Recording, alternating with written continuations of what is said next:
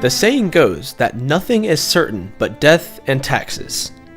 And while some people may be able to avoid taxes, no one can avoid death. But have you ever wondered what happens to your body after you die? The process, while it may be a bit jarring, is actually really interesting. So, let's inspect death through a scientific point of view.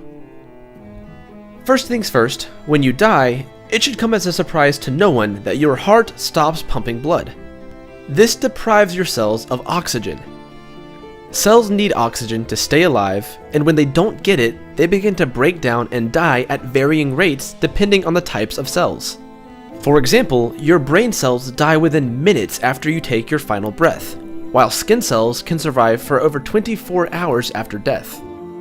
In the absence of oxygen, excess carbon dioxide builds up inside the dead body that can cause an acidic environment. This acidic environment causes the membranes in your cells to rupture. The membranes release enzymes that begin eating the cells from the inside out. This is the first stage of human decomposition, known as autolysis or self-digestion, and it begins immediately after death.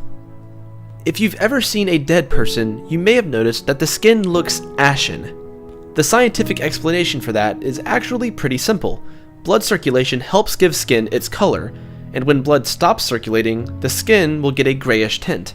Immediately after the heart stops beating, the body temperature falls at a rate of about 1.5 degrees Fahrenheit per hour until it reaches room temperature.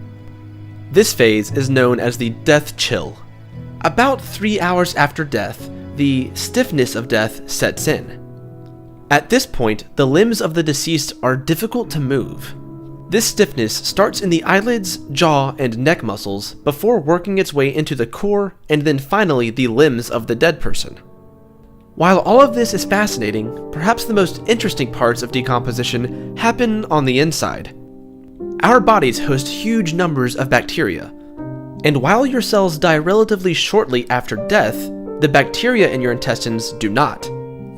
During the putrefaction phase of decomposition, these bacteria get active inside the body, eating your decomposing corpse from the inside. As these microbes work away, gases begin to accumulate in the intestines, and the surrounding tissues expand. Internal organs are broken down into liquids and gases, and these buildups cause the bodies to bloat.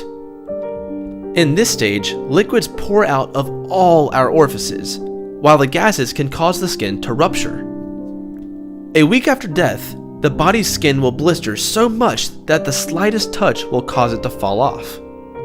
Insects and animals certainly take notice of all this. The insects and maggots feed on the body, helping it to break down even further. The skin blackens, and along with the bloating and matter breakdown comes the rancid smell. This stage occurs anywhere from 10 to 25 days after death.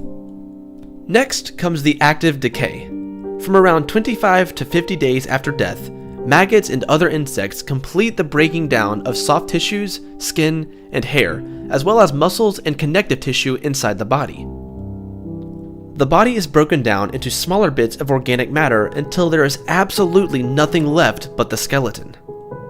And over time, that skeleton becomes trapped under layers of sediment and slowly breaks down over thousands of years. Your body, if left to its natural devices, will be broken down and used as fuel by other organisms, and their bodies will do the same. While life for the individual may be over, the cycle of life goes on.